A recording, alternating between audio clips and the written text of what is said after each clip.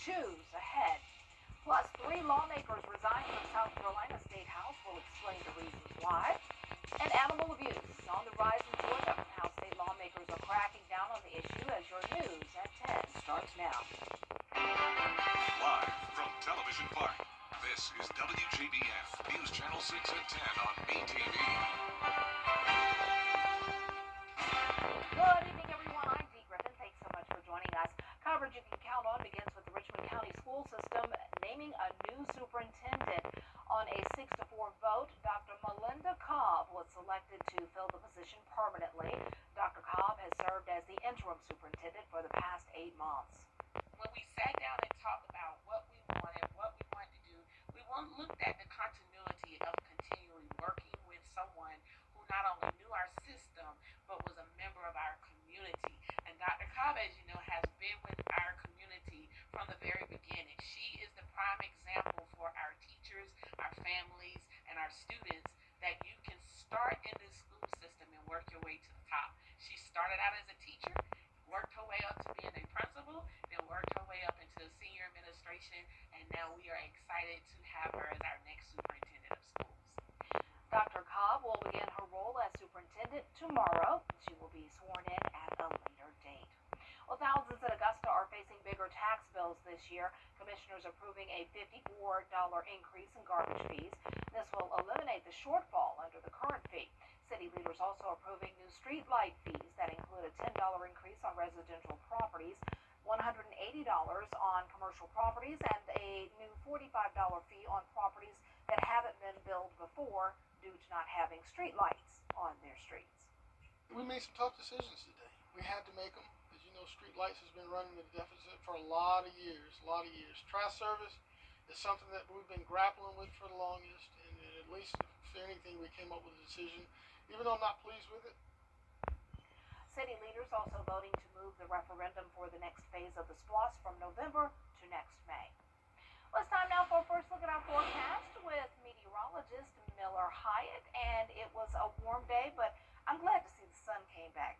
Yeah, it was a long stretch of cloudy days, Yeah. Dee, and finally our friend and Mr. Sun shined down on us today, and that warmed us all the way up to 94 degrees. It's been a long time since we've hit the 90s in Augusta, and in fact, we haven't seen 90 degrees or higher since August 1st, so it's been a long stretch of below average temperatures, and we're now back to second summer, I like to call it, after a false fall. So right now, Swainsboro is nice and quiet this hour. We're looking live at downtown. Lots of clouds now pushing through the area, so I'm expecting a mix of some clouds tonight and also some areas of fog, especially where you saw the rain today. So temperature-wise, we are still on the toasty side, 82 in Waynesboro, 81 in Augusta, 76 in McCormick, sitting a few degrees warmer than this time last night, thanks to a south wind here pumping in some warm and moist air. Check out the dew point at 80. That is very tropical air mass, and that's making it feel hotter. So it feels like 92 degrees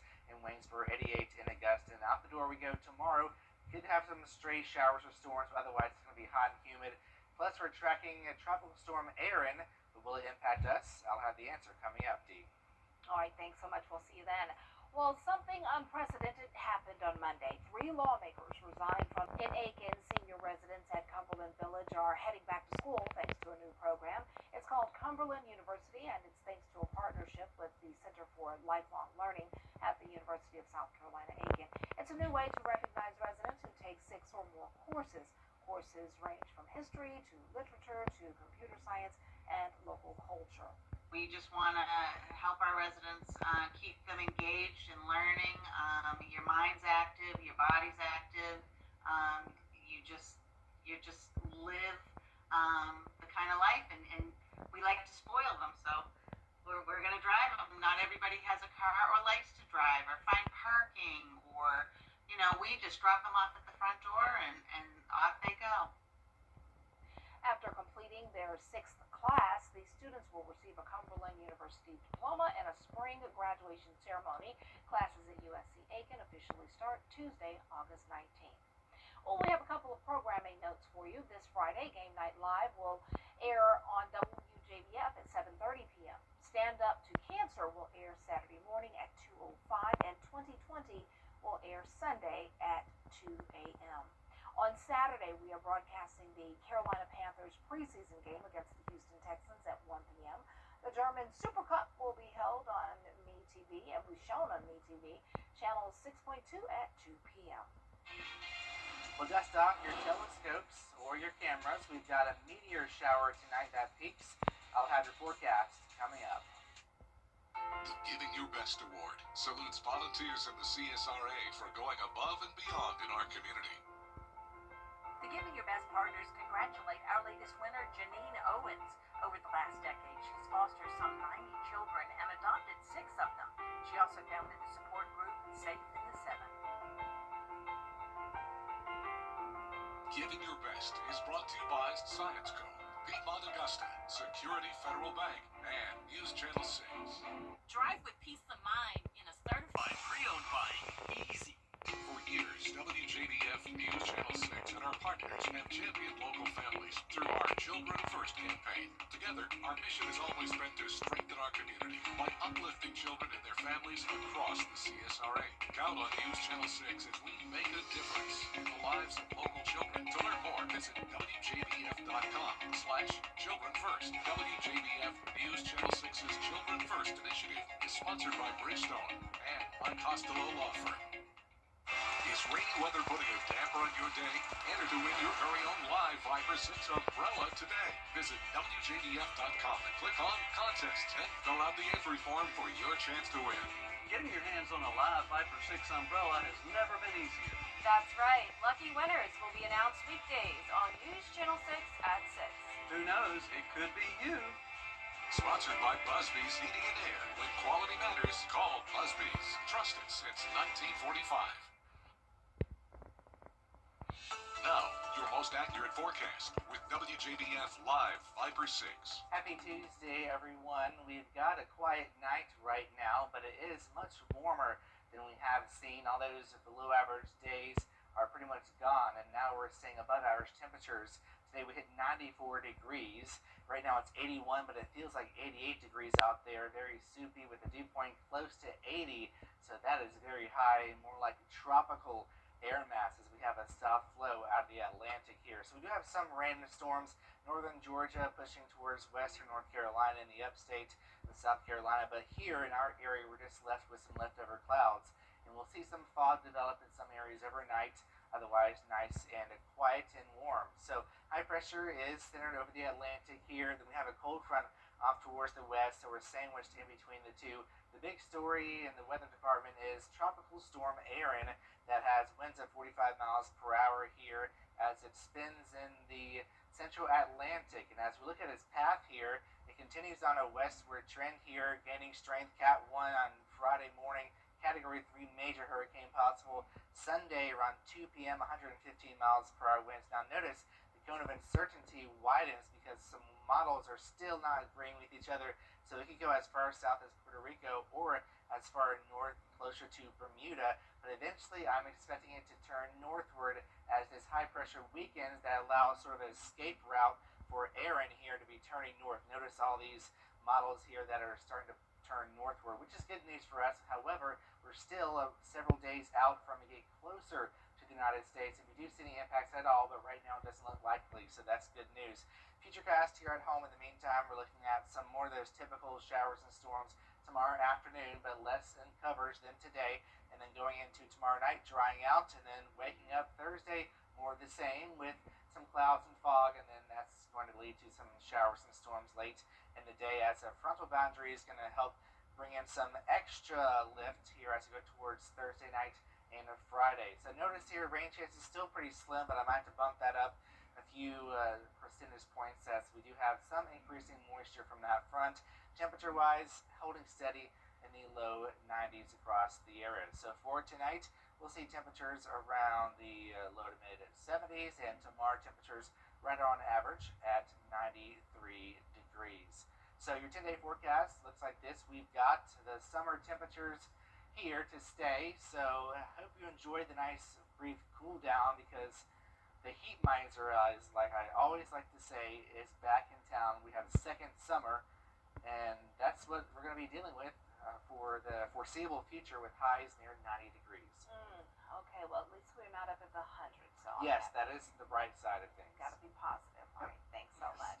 Well, Tropical Storm Erin is putting the spotlight on storm preparedness in North Carolina. Not having a state budget could be at risk because the state's rainy day fund has not been replenished from Hurricane Helene. The fund typically sits around $4.75 billion. Right now, it's just over $3.5 billion. Historically, the federal government takes on the majority of financial responsibility after major storms, and now that is up in the air, so political analysts say states need to be prepared. They're not historically set up to handle all the things that the combination of the federal and state governments deal with. That puts a lot of pressure on the state to respond to everything from temporary housing, road reconstruction, all the way up to how do we deal with businesses. When storms are more localized, it's up to local governments to deal with recovery. They can ask for state help and money if needed. Well, coming up, the man accused of shooting 5 of his fellow soldiers at Fort Stewart is in court for the first time. We'll hear those details when we return. Coleman Services knows when your AC or plumbing goes out, you need help fast. Coleman Services the Greater CSRA. Whether you're in Thompson, Harlem, Evans, Augusta, or North Augusta, we've got you covered. Day or night with 24/7 emergency service. At Coleman Services, you are priority number 1. Life is busy. Let us take care of your AC or plumbing issues. Coleman Services. 1 name, 2 trades, 0 worries. Americans are over. Well, coming up, the Academy of Richmond County volleyball team kicking off their season after finishing in the Final Four last year. Hear from all 4 seniors in sports.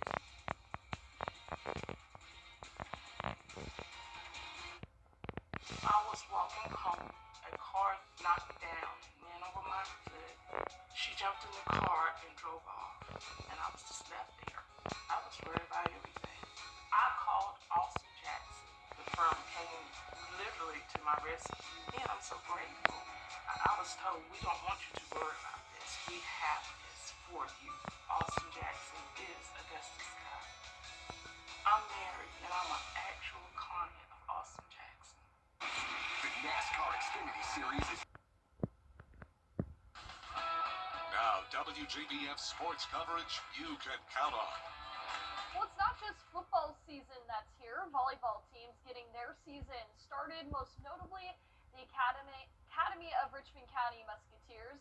And the ARC volleyball program made their Final Four run last season for the first time in program history. Now they return all but just one starter for this year, picking up right where they left off with a 3-0 sweep in their season opener against Alleluia. Now speaking to the 4 seniors on the team, their team chemistry continues to grow this season, especially since they've been playing with one another since they were 12 to 13 years old.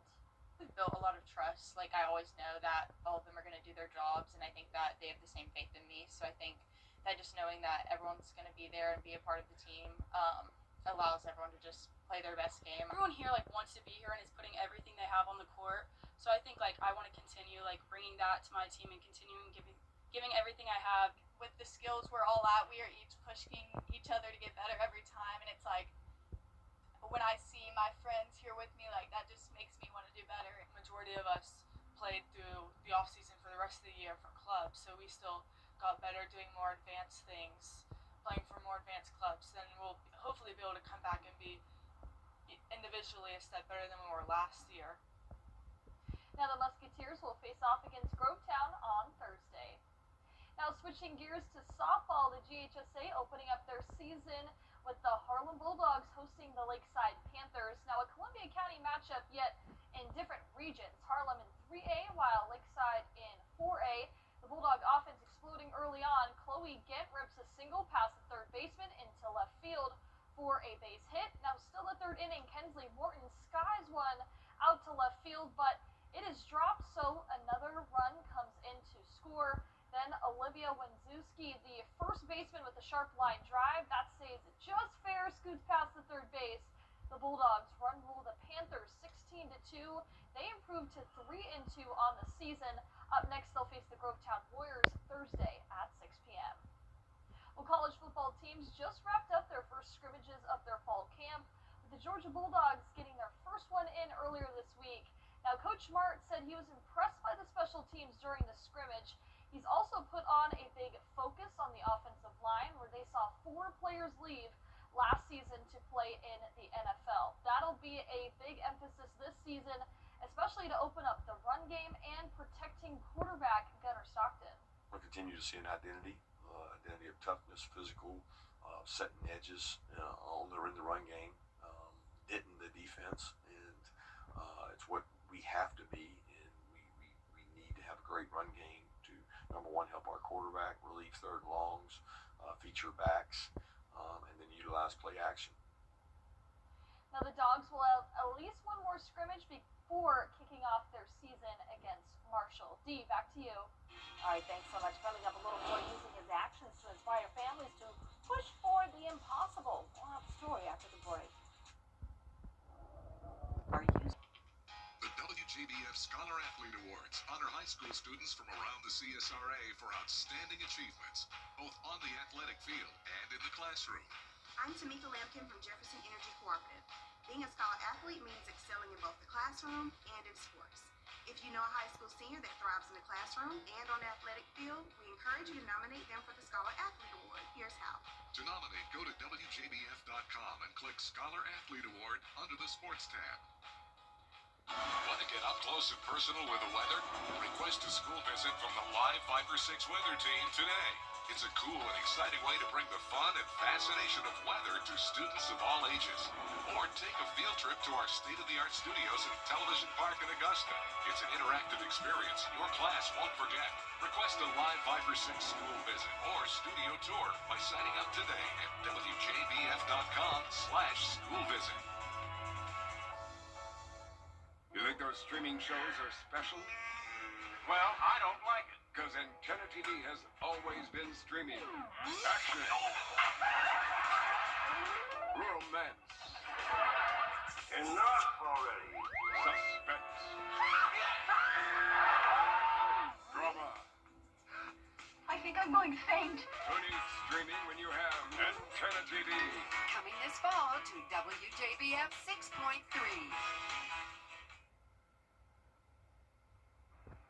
And last but not least, an 11-year-old boy from Colorado is climbing into new heights. Taking one step at a time with support from his parents to break a new record. David Muir has the boy's inspiring journey. Tonight, the 11-year-old boy from Colorado Springs, Colorado, reaching new heights and shattering world records. Sam Evermore has been climbing since he could walk. His dad, Joe, encouraging his passion, climbing right along with him. The two training together, getting stronger and better every day, every year. 3 years ago, when Sam was just 8, father and son summiting El Capitan in California's Yosemite National Park. After 4 days and 3 nights, Sam making history, becoming the youngest person in the world to ever reach the top, simply using ropes to get there. And tonight, Sam making history again. Off and on for a year now, father and son have been trying to reach the top of the famed Matterhorn in the Swiss Alps, between Switzerland and Italy, one of the most iconic and dangerous peaks in the world. Last year, they made it within 1,000 feet before having to turn back. The weather conditions too dangerous. But tonight, 1 year later, father and son back at it. A documentary team following with a drone, climbing the mountain at sunrise, through the snow with a professional climbing crew, helping them ascend the difficult, dangerous terrain up nearly 15,000 feet.